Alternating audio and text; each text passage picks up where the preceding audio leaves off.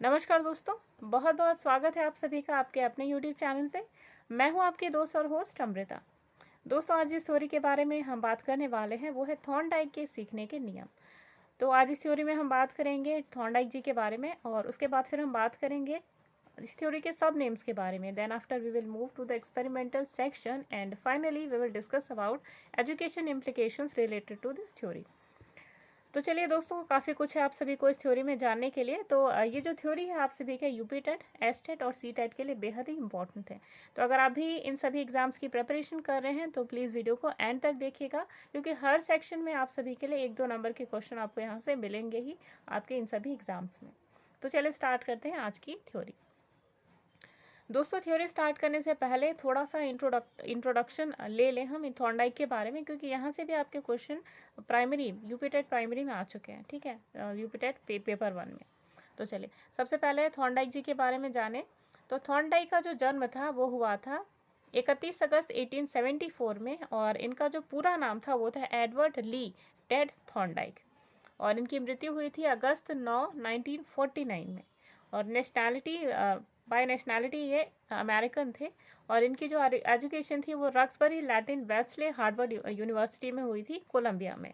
इनका occupation bye occupation वो एक साइकोलॉजिस्ट थे, एक प्रोफेसर भी थे। ठीक है, और टीचर्स कॉलेज कोलंबिया यूनिवर्सिटी में एक एज अ प्रोफेसर उन्होंने काफ़ी टाइम अपना डिवोट किया था। और basically he is known for his contribution in education psychology, और यही रीज़न था कि इन्हें father of modern education psychology के नाम से भी जाना जाता था। और ये बहुत ही ज़्यादा इंपॉर्टेंट है, इसे आपको एस्टेरिक मार्क करना है। ठीक है, क्यों एस्टेरिक मार्क करना है? क्योंकि ऑलरेडी यहाँ से क्वेश्चन आपके यूपी टेट पेपर 1 में आ चुका है कि who is the father of modern education psychology. तो आंसर इज योर थॉर्नडाइक। ठीक है, by title he is a professor, और स्पाउस से रिलेटेड ये तो बेसिकली इंपॉर्टेंट नहीं है। यहाँ तक जो चीज़ें हमने डिस्कस करी हैं ये आप सभी के लिए बेहद ही इंपॉर्टेंट है। बेसिकली ये जो नेशनैलिटी है और नोन फॉर, ये चीज़ें आप सभी के लिए बेहद ही इंपॉर्टेंट है। चलिए नेक्स्ट सेक्शन पे मूव करते हैं। तो दोस्तों, थॉर्नडाइक के सीखने के नियम के कई सारे उपनाम थे, यानी कि सब नेम्स थे। कौन से थे वो? सबसे पहला प्रयास एवं त्रुटि का सिद्धांत, दूसरा है प्रयास एवं भूल का सिद्धांत, तीसरा है आवृत्ति का सिद्धांत, चौथा है उद्दीपक अनुक्रिया का सिद्धांत, पांचवा है एसआर बॉन्ड, और छठा है संबंधवाद का सिद्धांत, सातवां है अधिगम का बंध सिद्धांत। ठीक है, तो इस तरीके से आपने देखा कि इस थ्योरी के 7 जो है वो सब नेम्स हैं। ठीक है, आगे देखिए। थॉर्नडाइक के सीखने के अनुसार जो अधिगम है वो कितने सोपानों में थे? 7 सोपान में। ठीक है, ये सोपान पढ़ने से पहले आपको जानना चाहिए कि अधिगम है क्या। तो दोस्तों, अधिगम यानी कि लर्निंग मीन्स होता है परमानेंट चेंज इन बिहेवियर, यानी आपको कोई स्टिमुलस मिला और आपके बिहेवियर में चेंज आ गया। ठीक है, परमानेंटली, तो ये क्या हुआ? आपका लर्निंग। ठीक है, तो चलिए अब थॉर्नडाइक के सिद्धांत के अनुसार अधिगम जो है वो 4 सोपानों में बटा हुआ था। पहला है चालन। चालन का क्या था यहाँ पे? भूख। लक्ष्य क्या था? पिंजरे के बाहर आकर भोजन को प्राप्त करना। भोजन क्या था? मांस का टुकड़ा। अवरोध क्या था? पिंजरा जो बंद था वही सबसे बड़ा अवरोध था, ऑब्स्ट्रक्शन था। चौथा देखिए, अनियमितता या आच्छादित जो अनुक्रियाएं थी, जैसे कि पिंजरे में उछल कूद करना, पिंजरे की सलाखों को हिलाना, ये वो सब एक्टिविटीज़ थी जिनका पिंजरे के खुलने से कोई भी संबंध नहीं था, लेकिन फिर भी ये चीज़ें वहाँ पे परफॉर्म हो रही थी। ठीक है, और संयोगवश उन्हें सफलता भी प्राप्त हुई, जो जिस बिल्ली पर एक्सपेरिमेंट किया गया था, और बार बार उछल कूद करने से हालांकि वहाँ पे सफलता प्राप्त हुई थी, लेकिन हालांकि उन सब चीज़ों का, क्रियाओं का, सलाखों को काटना, हिलाना, इसका कोई मतलब नहीं था एक्सपेरिमेंट में। ठीक है, अगला देखिए, सही अनुक्रिया का चयन या गलत अनुक्रियाओं का निष्कासन, यानी कि जब भी कई सारे प्रयास किए जाते हैं तो उनमें से कुछ प्रयास हैं जो विफल हो जाते हैं, कई सारे जो है वो वहाँ पे काम कर जाते हैं। ठीक है, तो ये उस पर डिपेंड करता है कि किस तरीके की सिचुएशन हमारे सामने आ रही है और हम कैसा रिएक्शन दे रहे हैं उसको, या रिस्पॉन्स कैसा दे रहे हैं। ठीक है, लास्ट देखिए, सही अनुक्रिया का स्थानांतरण और दृढ़ीकरण, यानी कि अगर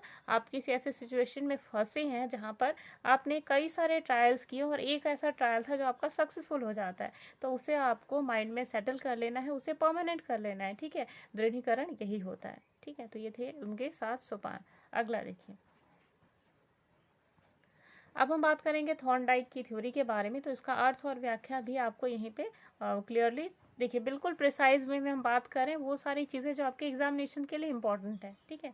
तो देखिए अमेरिकी मनोवैज्ञानिक जो थे थॉर्नडाइक, उन्होंने अपना जो सिद्धांत था अधिगम का यानी संबंधवाद का जो सिद्धांत था उसे दिया था, जिसे उन्होंने एसआर थ्योरी यानी कि एसआर मीन्स क्या है, यहाँ पे एसआर मीन्स होता है स्टिमुलस रिस्पॉन्स, यानी किसी स्टिमुलस को देख के अगर रिस्पॉन्स मिल रहा है तो ये थ्योरी में उन्होंने पूरा बेसिकली इन्हीं चीज़ों के बारे में एक्सप्लेनेशन किया था एंड विद प्रूफ इन्होंने विद एक्सपेरिमेंट उन्होंने इस चीज़ को प्रूफ भी किया।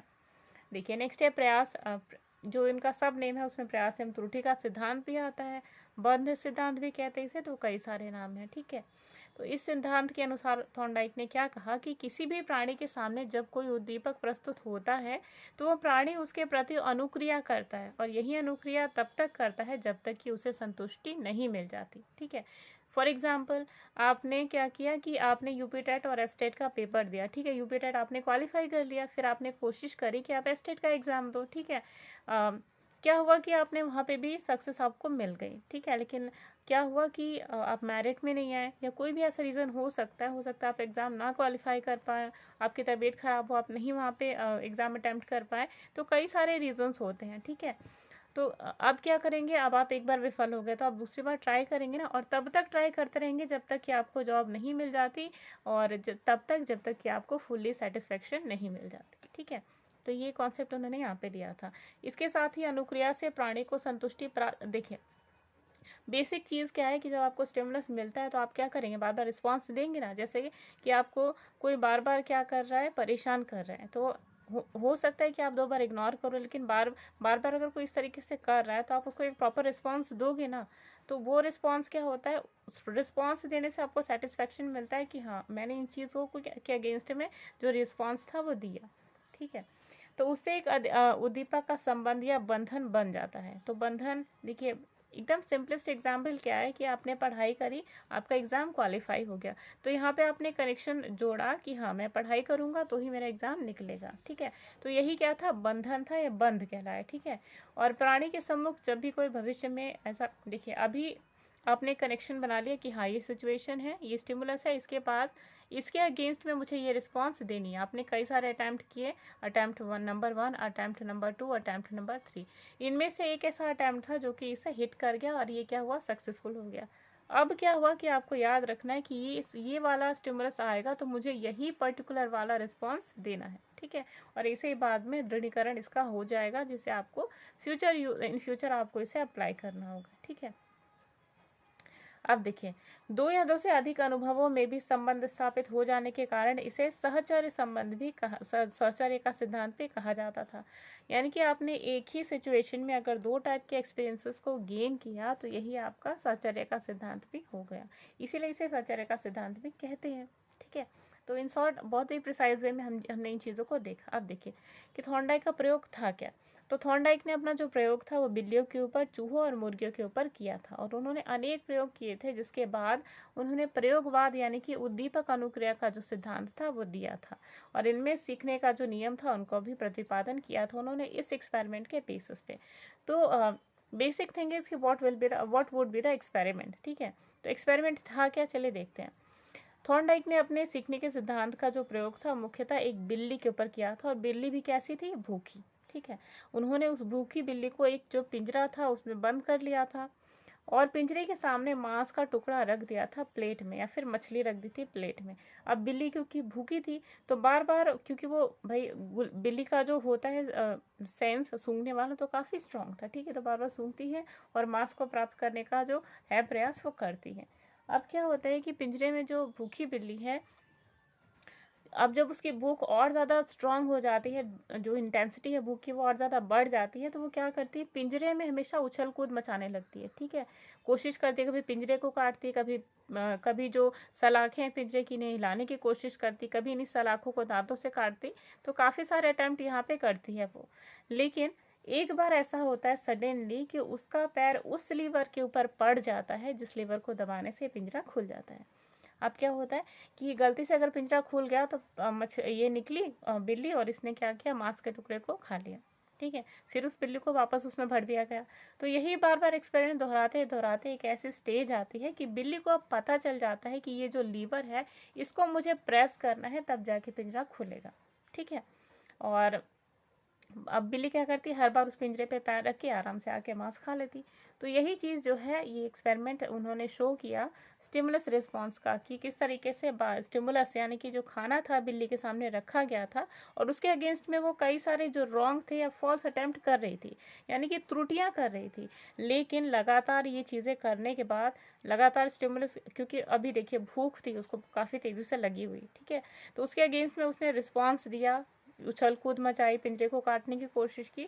तो एक स्टेज ऐसा आया था कि उससे लर्न हो गया कि हाँ ये लीवर है, मुझे इसको प्रेस करना है तो मुझे खाना मिल जाएगा, ठीक है। तो वो लर्निंग उसके बिहेवियर में आ गई। अब लर्निंग हुई क्या कि उसके बिहेवियर में परमानेंट चेंज आ गया कि अब वो उछल कूद नहीं मचाती थी, सिंपली पिंजरे पे पैर रख, जो लीवर था उसके ऊपर पैर रखती और वहाँ से वो मछली का टुकड़ा ले जाती, ठीक है। चलिए, तो था एक्सपेरिमेंट का सेक्शन। अब थॉर्नडाइक ने कई सारे नियम दिए थे अपनी ही रीडिंग्स पे, जो एक्सपेरिमेंट था उस पर बेस्ड, ठीक है। तो उनके नियम क्या थे? सबसे पहला देखिए, उन्होंने 3 मुख्य नियम दिए थे, और उसके बाद उन्होंने अधिगम के जो गौड़ नियम थे, ये 5 गौड़ नियम दिए थे, ठीक है। सबसे पहले 3 दिए थे मुख्य नियम, और उसके बाद 5 दिए थे गौड़ नियम, ठीक है। तो इन नियम के बारे में हम अपनी नेक्स्ट वीडियो में काफ़ी डिटेल में डिस्कशन करेंगे। फिलहाल हम बात करते हैं कि एजुकेशन इम्प्लीकेशंस, यानी कि इस सिद्धांत का सॉरी कि सिद्धांत का जो है वो क्या महत्व है हमारी डे टू डे लाइफ में, यानी एज अ टीचर आप इस जो आपका सिद्धांत है उसे कैसे अप्लाई करेंगे, ठीक है। देखिए, पहला जो है कि ये सिद्धांत मंद बुद्धि बालकों के लिए बहुत ही ज़्यादा उपयोगी है, यानी कि कोई ऐसा बच्चा जो मेंटली रिटार्डेड है, उसको अगर बार बार इस तरीके से लर्निंग करा दी जाए तो बच्चा क्या होता है, बार बार अटेम्प्ट करने के बाद इन चीज़ों को इजीली सीख सकता है। अगला देखिए, इस सिद्धांत के द्वारा बालकों में परिश्रम की के प्रति आशा का या साचार का होता है, ठीक है, आशा का संचार होता है, कि बार बार अगर बच्चा किसी चीज़ पे मेहनत कर रहा है तो बार बार प्रैक्टिस करने के बाद उसके अंदर ये चीज़ आ जाती है, वो परिश्रम करने के लिए तत्पर हो जाता है, ठीक है। तो दूसरा, इस चीज़ का विकास होता है। तीसरा होता है, इस सिद्धांत के द्वारा बालकों में अनुभव द्वारा लाभ उठाने की क्षमता का विकास होता है, यानी कि ये जो थ्योरी थी, इस थ्योरी के बाद क्या होता है कि बच्चों को बार बार लाभ उठाने की क्षमता का विकास, मतलब कि बार बार बच्चे के सामने स्टिमुलस पड़ा है और बच्चा बार बार रिस्पॉन्स दे रहा है। अब उसे पता है कि मैं बार बार रिस्पॉन्स दूंगा तो मुझे प्रॉफिट होगा, यहाँ से कुछ ना कुछ मुझे प्रॉफिट होगा, ठीक है। तो यहाँ पे बच्चा लाभ उठाने का अनुभव लेता है। आखिरी देखिए, सिद्धांत बालकों की समस्या समाधान पर बल देता है। बच्चा जब बार बार स्टिमुलस के अगेंस्ट में जब रिस्पॉन्स देगा तो प्रॉब्लम है इसके सामने, प्रॉब्लमेटिक सिचुएशन है, और ये क्या देता है, इसके अगेंस्ट में रिस्पॉन्स देता है। तो ये क्या है, समस्या समाधान पर बल देता है, ठीक है। तो दोस्तों, यहाँ पे हमारी आज की थ्योरी खत्म होती है। उम्मीद है आपने थ्योरी को बहुत अच्छी तरीके से सीखा होगा, और अगर थ्योरी के अगेंस्ट आपकी कोई क्वेरी है तो प्लीज़ कमेंट बॉक्स में रखिए। और जो नियम थे, क्योंकि नियम बहुत ज़्यादा इंपॉर्टेंट है, उनके बारे में हम डिटेल में डिस्कस करेंगे, तो इस वीडियो को हम पार्ट 2 में डिस्कस करेंगे, और आज था हमारा पार्ट 1, ठीक है। वीडियो अच्छी लगती है तो प्लीज़ एक लाइक ज़रूर दीजिएगा, और कमेंट बॉक्स में अपने कमेंट ज़रूर छोड़िएगा। आपका क्लास के साथ में जैसा भी अनुभव रहता है उस अनुभव को ज़रूर शेयर कीजिएगा। तो आज की वीडियो को हम यहीं पर समाप्त करते हैं, और दीजिए अपनी दोस्त और होस्ट अमृता को इजाज़त। तब तक के लिए बाय बाय।